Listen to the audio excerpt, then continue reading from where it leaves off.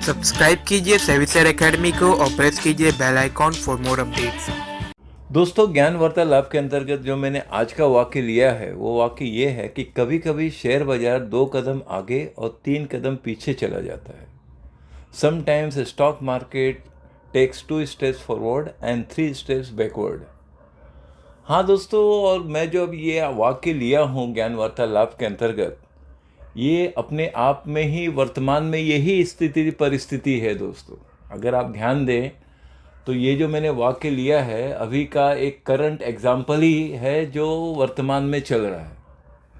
अब आप ही देखिए दोस्तों, पिछले 1 महीने से या 2 महीने से मार्केट कैसे चल रहा है। अगर आप दिसंबर से लेके जनवरी और अब आधा फरवरी भी पूरा हो ही गया है, और आज देख ही रहे हैं कि आज तो प्यार भरा दिन है, वैलेंटाइन डे है, जो भी है। तो ये सब चीज़ें तो अपनी जगह खुशी की बात है, लेकिन खास करके मार्केट का जो रुख है, जो गुण है, स्वभाव है, वो इसी तरह का अभी वर्तमान में चल रहा है। चलिए, इसमें अस्थि में होता क्या है, ये 3 स्टेप्स और 2 स्टेप्स वाली जो मैंने बात किया कि 2 कदम आगे और 3 कदम पीछे, इसे दोस्तों मैं आज उदाहरण के रूप में आपको बताना भी चाहूँगा और ये भी कहना चाहूँगा कि ज्ञान वार्तालाप के अंतर्गत में आपका कैसे एक इन्वेस्टमेंट स्ट्रेटेजी होना चाहिए, या ऐसे मार्केट में क्या होता है, कब तक ये होता है, ये इस तरह का एक बात और एक दौर वाली बात मैं कहने जा रहा हूँ, जो ज़्यादातर उदाहरण के रूप में ही समझ लीजिए दोस्तों। और इस उदाहरण को आप भली भांति एक प्रैक्टिकलिटी या जो वास्तविकता है वही मेरा उदाहरण भी है दोस्तों। चलिए शुरू करते हैं इस वाक्य को एक वर्तमान के पॉइंट से लेते हुए। अब देखिए दोस्तों, क्या है कि जैसे 2 स्टेप्स फॉरवर्ड हुआ और 3 स्टेप बैकवर्ड हुआ, यानी 2 कदम आगे और 3 कदम पीछे कैसे हो रहा है। अब वर्तमान में ही देखिए दोस्तों कि निफ्टी है, निफ्टी 50 अभी देख ही रहे हैं कि 23,000 के ऊपर। तो अब मैं ये उदाहरण लेकर आपको बताना चाहता हूँ कि ये 2 स्टेप्स फॉरवर्ड और 3 स्टेप बैकवर्ड कैसे होता है, पहले ये मैं आपको बताना चाहूँगा उदाहरण के तौर पर। तो आपको इस उदाहरण पर आपका विशेष ध्यान हो। देखिए, होता क्या है दोस्तों कि 2 स्टेप फॉरवर्ड ये होगा कि जैसे 23,000 मान लो निफ्टी है, तो यहाँ से 23,500 चला गया। अब चला गया ना, दो कदम हमने आगे ले लिया, चलो 23,500 तक ये आया। फिर वहाँ से मार्केट में फिर कोई नेगेटिव न्यूज़ आ गया, कोई एक्सटर्नली, कोई ग्लोबल न्यूज़, कोई ऐसा न्यूज़, कुछ बातें कुछ इस तरह का। तो उसमें फिर पता चला कि हाँ भाई, 23,000 भी तोड़कर अब वो 22,800 हो गया। अब 22,800 हो गया और फिर वहाँ से 22,700 की तरफ जा रहा है। तो इस तरह से वो उसका 2 स्टेप जो आगे गया वो 3 स्टेप से भी ज़्यादा पीछे चला गया। अच्छा, फिर होता क्या है ये लाइफ में दोस्तों कि यहाँ से फिर वो 22,700 से फिर 23,200 जाएगा, 23,200 गया, फिर 23,200 से फिर पता चला कि वो नीचे आ गया, 22,500 हो गया, 22,500 से फिर 23,000 होगा, फिर 23,100 को टच कर रहा है। वहाँ से फिर मार्केट गिरा तो फिर 22,200 हो गया, मार्केट फिर 22,200 से लेकर फिर चला गया 23,000 की तरफ, फिर 23,000 से मार्केट गिरा गिरा गिरा और आ गया 22,000 की ओर। मार्केट 22,000 से फिर पता चला कि 22,400 आ गया, 500 आ गया ऊपर की तरफ, बुलिश ट्रेंड फिर से ऑन। फिर लोगों ने प्रवेश किया, फिर वहाँ से मार्केट गिरा, फिर 21,800 आ गया, फिर 21,800 से फिर ये चला, फिर 22,400 चला गया, 22,400 से फिर नीचे आया तो पता चला हाँ भाई 21,200 हो गया। तो 21,200 से फिर ये चला, फिर 22,000 हुआ, फिर 22,000 से फिर 21,000 की ओर, फिर 21,000 तोड़कर फिर 20,800 हो गया, 20,800 को तोड़ के फिर 21,300 हो गया, फिर 21,300 से फिर 20,600 की तरफ चला गया, और फिर 20,600 से फिर 21,000 प्लस हो गया। फिर वहाँ से फिर मार्केट टूटा, फिर बस 20,200 300 की तरफ आ गया। अब इस तरह से एक समय ऐसा और एक न्यूज़ आता है दोस्तों कि सबका मनोबल टूट जाता है, और वहाँ पर कई लोग मार्केट में शेयर बेचना शुरू कर देते हैं, क्योंकि फियर फैक्टर ज़्यादा स्ट्रांग होता है। जो एक समय ऐसा आता है एक्सट्रीम लेवल, पता चला 20,000 भी तोड़ दिया और 19,900 आकर वहाँ पर सभी को तोड़ ताड़ के नेगेटिव कर करा के सबकी हालत बिगाड़ कर फिर निफ्टी फिर वहाँ से आगे की तरफ। तो दोस्तों मेरा ये उदाहरण बड़ा कड़वा उदाहरण है, कहना तो आसान हो गया, मैं जितना ध्यान में बातें थी सब फटाफट तो कह दिया आपको। इस बात को आप दोबारा फिर से सुन लीजिएगा, जब मेरे ऑडियो को सुनेंगे तो दोबारा फिर से सुनिएगा।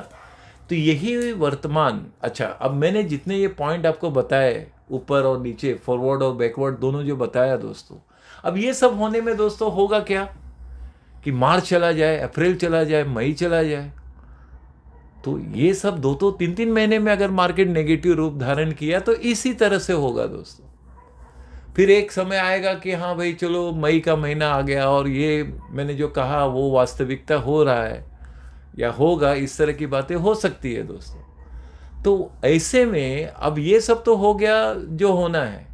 अब आप ही सोचिए दोस्तों, अगर ऐसा होता है या 20,000 आ गया निफ्टी या उसके नीचे एक बार चला गया, तो आप ये सोचिए कि जो शेयर प्राइस आज हम देख रहे हैं, कोई भी निफ्टी या सेंसेक्स की कंपनियों को देखिए या मिड कैप और स्मॉल कैप की कंपनियों को देखिए, तो ये भी चांसेस है दोस्तों कि अगर ये हाल हुआ, मेरे उदाहरण में अगर ये बातें हुई, तो जो स्टॉक का प्राइस आज है वर्तमान में, ये हो सकता है यहाँ से भी 30 से 40% और नीचे गिर जाए।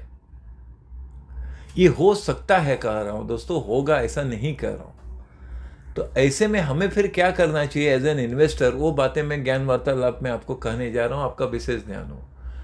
देखिए दोस्तों, ऐसे में हमें क्या है, मार्केट में मैंने अभी भी जो उदाहरण दिया उसमें मार्केट ऊपर भी देख बता रहा हूँ ना, मार्केट प्लस भी हो रहा है और माइनस ज़्यादा हो रहा है, प्लस कम हो रहा है, माइनस ज़्यादा हो रहा है।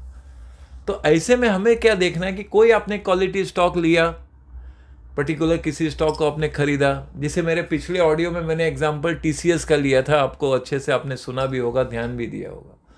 तो मैं टीसीएस को ही लेकर, बेस लेकर आपको एक उदाहरण के रूप में बता रहा हूँ कि चलिए ठीक है, टीसीएस आपने लिया, वहाँ पर आपको थोड़ा 2%, 2.5% ऊपर मिल रहा है और मार्केट ऊपर ऊपर थोड़ा गया और वहाँ से पीछे जब ले रहा है तो वहाँ आपको जो 2-2.5-3% के आसपास मिल रहा है दोस्तों, वहाँ से फिर आप निकल जाइए, वेट मत करिए, क्योंकि मार्केट फिर कुछ ज़्यादा रिवर्स ले सकता है।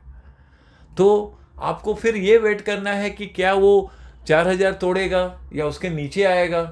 जब वो नीचे आ रहा है तब वहाँ पर आप अपनी तैयारी शुरू कर दीजिए, क्योंकि आप तो प्रॉफिट करके निकल गए। फिर आपको इंतज़ार करना होगा मार्केट के टूटने का या नीचे आने का। अगर मार्केट दोबारा टूटा या नीचे आया, जैसे मैंने अपने उदाहरण में जोड़ा है दोस्तों, तो फिर मान लो टीसीएस का भाव 3,900 या 3,800 का लेवल टच कर रहा है, तो वहाँ फिर आप एंट्री ले लीजिए। और ध्यान रहे कि फिर लंबा आप सोचिएगा मत दोस्तों, आपको 2% से 3% के बीच में अगर मिलता है रिटर्न, तो आपकी स्ट्रेटेजी यही होनी चाहिए कि आपको बस बेचकर निकल जाना चाहिए, बेस्ट, क्योंकि आप प्रॉफिट में हैं। ये मत इंतजार करिए कि भाई और ज़्यादा बढ़ेगा और होगा, और ज़्यादा बढ़ेगा होगा। अगर ऐसा आप कुछ सोच कर रखना चाहते हैं तो लॉन्ग टर्म के लिए एक अलग ही डीमेट अकाउंट में अपना शेयर मेंटेन रखिए, जिसमें वो शेयर्स कायम ही रहे। कम में जोड़ना है, ऊपर जाने दीजिए, तो जा रहा है तो जाने दीजिए, क्योंकि वो हमने 3-4-5 साल के लिए ले रखा है। लेकिन यदि आप शॉर्ट टर्म इन्वेस्टर हैं और आपको मार्केट से पैसा बनाना है, तो इस तरह का स्ट्रेटेजी आप फॉलो करें कि नीचे पे आपने ऐड किया और थोड़ा भी 2% से 3% ऊपर गया, आप तुरंत निकलने का प्लान कर लीजिए।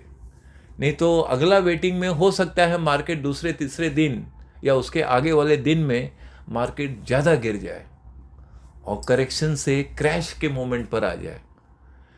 क्योंकि क्या है दोस्तों, अभी आपने देखा है, ये उदाहरण में मैं इसलिए भी जोड़ रहा हूँ या कह रहा हूँ क्योंकि इस दौरान आपने देखा है पिछले 2 महीने से मार्केट में एफआईज ने सबसे ज़्यादा सेलिंग किया है। एक प्रैक्टिकल बात बता रहा हूँ दोस्तों। और आपने देखा कि डॉलर कहाँ 83 रुपीज़ था, 87, 88 तक चला गया।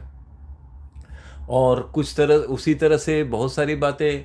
तो अब गोल्ड का भी भाव आप देख लीजिए दोस्तों, कहाँ वो 83,000 था, वो भी 88,000 के ऊपर चला गया। तो मेन चीज़ क्या है दोस्तों, मैं ये क्यों कह रहा हूँ आपसे कि ये सब भी एक सिग्नल होते हैं जहाँ पर कहाँ इन्वेस्ट क्या हो रहा है, किसका क्या स्ट्रेटेजी है। वो उनकी बड़े बड़े टॉप इन्वेस्टर और ट्रेडर्स का अपना एक अलग स्ट्रेटेजी होता है। तो वो क्या है, वो फिर से री एंटर होते हैं। और वो जब री एंटर होंगे ना दोस्तों, तो आप ध्यान रखिएगा को जितना गिरावट हुआ है वो महीने 2 महीने में ही वो कवर कर लेते हैं। हाँ, ये भी बात ध्यान रखिए। जैसे मैंने अपने इस एग्जाम्पल में आपको उदाहरण में मैंने जैसे बताया ना, अप्रैल मई तक मार्केट में गिरावट ही गिरावट रहा, लेकिन जून जुलाई एक ऐसा महीना आ गया जहाँ पे सिर्फ मार्केट एकदम हैवी बुलिश हो गया। तो जितने गिरावट हुए हैं उसको कवर करने में हो सकता है महीना भर भी ना लगे, और महीने भर में मार्केट फिर वहीं पर आ गया जहाँ पर हमने इस उदाहरण की शुरुआत की थी, 23,500 या उससे ज़्यादा होगा। फिर ये हुआ कि 24,000 को भी तोड़ के निफ्टी आगे जा रहा है। तो यही सब होता है दोस्तों मार्केट में। लेकिन ऐसे में क्या होता है कि हमारा तो स्टॉक में इन्वेस्टमेंट है, हमने इंडिविजुअली अपने हिसाब से इन्वेस्ट किया है। अब उसे हम माइनस कितने समय तक और कितने देर तक या क्या रूप तक देख सकते हैं, ये आपके अपने नेचर और एबिलिटी पे निर्भर करता है दोस्तों, रिस्क टेकिंग एबिलिटी। देखिए दोस्तों, अगर आप स्टॉक मार्केट में इन्वेस्ट करते हैं और आप में दो चीज़ें बहुत ज़्यादा होना चाहिए। एक तो आप में रिस्क टेकिंग एबिलिटी तो स्ट्रांग है ही है, तो आपका जो जिगर जो है, दिल दिमाग जो है, बहुत मजबूत होना चाहिए और इतना स्ट्रांग होना चाहिए कि भाई जो भी होगा कुछ भी होगा देखा जाएगा। और पेशेंस रखना है हमें। पेशेंस ही सबसे बड़ा इंपॉर्टेंट पॉइंट है दोस्तों इस स्टॉक मार्केट में। जो लॉन्ग टर्म के नज़रिए से पेशेंस रखकर चलते हैं दोस्तों, वही विनर होते हैं, वही विजेता होते हैं, वही सफल भी होते हैं। लेकिन हम तो चलते हैं वर्तमान में, हम तो देखते हैं भाई वर्तमान में हालत ख़राब है, ये भी और ख़राब हो सकता है, प्राइस जहाँ है वहाँ से हो सकता है 20%, 30% या उससे भी ज़्यादा गिरे। लेकिन अगर इस बात को आप भली भांति मेंटली प्रिपेयर्ड हो जाते हैं दोस्तों, तो इसमें फिर डरने की कोई बात ही नहीं है, क्योंकि हम तो पहले से जानते हैं कि भाई ये हमारा पोर्टफोलियो जो है, अभी पहले से ही हम देख रहे हैं कि भाई अब क्या करें, 20% का नुकसान दिखा रहा है पहले से ही। तो हो सकता है 20% से 40% नुकसान दिखाए या 50% भी नुकसान दिखाए पोर्टफोलियो। तो ये पोर्टफोलियो जब इस तरह का दिखाता है तो उसमें हमें घबराना नहीं चाहिए दोस्तों, क्योंकि ये तो मार्केट के ट्रेंड है और ये ट्रेंड को आपने अपनाकर ही तो स्टॉक में एंट्री ली है ना, ये भी तो आप ध्यान रखिए। तो ये तो आपके बजट पर निर्भर करता है कि कितना पैसा आप होल्ड कर सकते हैं, रख सकते हैं, और वो नेगेटिव को भी देखने की क्षमता आप में है, वो पॉइंट भी आप में होना चाहिए। तो इसके लिए आपका जो दिलो दिमाग है, मनोबल जो है, वो मजबूत होना चाहिए मार्केट में। ये कायम है, ये इसमें आप सफल हैं, आप पेशेंस रख सकते हैं कि भाई जितना होगा कब तक होगा, आने वाले 3-4 महीने तक। और पिछले ऑडियो में आपको याद होगा दोस्तों, मैंने कहा भी था उदाहरण में कि जब आप इन्वेस्ट करें स्टॉक मार्केट में तो 3 से 6 महीने का मानसिकता बनाकर आप काम करिए, कि उतना ही पैसा आप इन्वेस्ट करिए जिसमें आप 3 से 6 महीने तक रख सकें, और उतने ही रखने की होल्डिंग कैपेसिटी आप में है। और नेगेटिव से नेगेटिव अगर फंड भी हुआ तो भी आप वहाँ कंफर्टेबल हैं और फील करते हैं, तभी आप मार्केट में सस्टेन रह पाएंगे, कायम रह पाएंगे। और फिर आगे एक समय ऐसा आएगा जो फिर से आप वही हरियाली और वही प्लस पॉइंट फिर से दोबारा देखेंगे। लेकिन ये 3 महीना, 4 महीना या उससे ज़्यादा वाला जो समय होता है, वो सहन करने की शक्ति, वो प्रबल शक्ति आप में होनी चाहिए। हाँ, वो लॉस देखने की शक्ति आप में होनी चाहिए कि भाई ठीक है, 10 लाख का इन्वेस्टमेंट किया था, 2 लाख का नुकसान देखा, 8 लाख हो गया पोर्टफोलियो, 8 लाख से 7 लाख देख रहा हूँ, 6 लाख देख रहा हूँ। तो ये जब 4 लाख का लॉस देखते हैं ना आप, वहाँ पर आपकी मानसिकता बिगड़ जाती है। आप धीरे धीरे डरने लगते हैं कि पता नहीं अब ये 6 लाख का 5 लाख भी दिखेगा। लेकिन दोस्तों, एक सफल इन्वेस्टर क्या देखता है ऐसे में? वो ये देखता है कि मेरा 10 लाख का पोर्टफोलियो भले 6 लाख हो गया है, लेकिन यहाँ पर 40% जो माइनस हुआ है, यहाँ छोटा मोटा अगर अपने पास बजट है थोड़ा बहुत इन्वेस्ट करने का, तो वहाँ पर आप छोटा मोटा एवरेज करिए दोस्तों। अगर यदि आपके पास बेस्ट क्वालिटी स्टॉक आपके पोर्टफोलियो में है, तो जो सबसे ज़्यादा गिरावट नेगेटिव देख रहे हैं आप, जैसे अभी मेरे उदाहरण में मान लो मैंने TCS ले लिया, या मान लो बजाज फाइनेंस है, या लार्सन एंड टूब्रो है, तो इस तरह के स्टॉक में अगर गिरावट ज़्यादा देख रहे हैं, या इन्फोसिस है, यानी इस तरह के अगर आपके पास ऑलरेडी स्टॉक हैं, शेयर्स हैं, और वो ज़्यादा गिर गए हैं, उसमें गिरावट आप ज़्यादा देख रहे हैं, तो जब मार्केट में बढ़ोतरी होगी ना दोस्तों, तो यही सारे स्टॉक फिर से बहुत ज़्यादा प्लस में देखेंगे आप। हाँ, ये भी आपको ध्यान रहे, जब गिरावट हुआ है तो प्लस भी बहुत तेज़ी में आएगा दोस्तों। लेकिन उस गिरावट में जब वो रिसीडिंग पॉइंट होता है तो उसमें हमारा दिल का धड़कन, हमारा सोच, हमारी चिंता, नेगेटिव पॉइंट बहुत सारा बढ़ जाता है। और ऐसे में ही आपको कूल और काम रहना चाहिए, शांत रहना चाहिए। और बस एक रहीम का एकाएक मेरे ध्यान में अभी एक दोहा याद आ रहा है कि रहीमन चुप हो बैठिए देख दिनन के फेर, और निक दिन जब आई हैं तो बनता न लगी है देर। हाँ, रहीम ने कहीं एक दोहा या इस तरह का वाक्य कहा भी था कि रहीम कहते थे कि एक ऐसा समय आता है कि कोई भी कुछ भी हो रहा है, आप शांत मन से चुपचाप देखते रहिए समय को और समय के पॉइंट को। लेकिन जब अच्छे दिन आएंगे तो उसमें वो काम बनने में देर नहीं लगेगा दोस्तों। तो बस ये सहन शक्ति, ये पेशेंस, ये मनोबल, इन सभी बातों को आपको कायम रखना चाहिए। और वो अगर आप कायम रख पाए और बिल्कुल आप डरे नहीं कि भाई नेगेटिव है तो कितना नेगेटिव होगा, जो भी होगा देखा जाएगा। क्योंकि जब पॉजिटिव ज़्यादा था तब तो हमने कुछ नहीं किया, तो नेगेटिव जब ज़्यादा हो रहा है तो हम क्यों कुछ करें।